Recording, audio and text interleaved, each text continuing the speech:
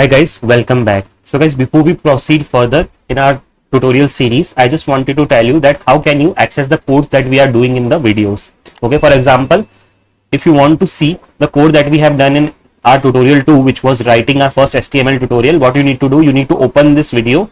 When you will open this video, in the description box, you will find some helpful links. Okay, like our complete HTML playlist link, then the code link. You have to click on this code link. When you click on this code link, you will be redirected to my GitHub repository.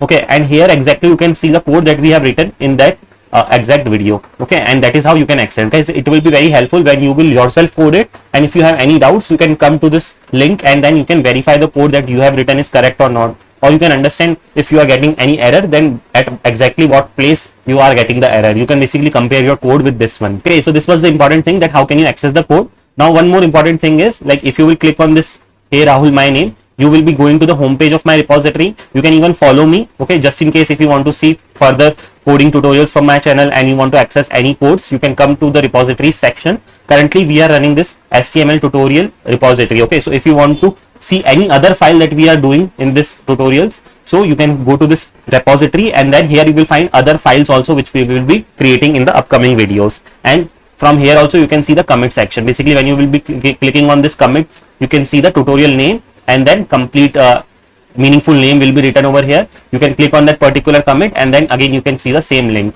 So guys, I also explained you how to navigate amongst the repository. So just in case if you want to see anything else apart from the code that we have written in that video, you can do that also.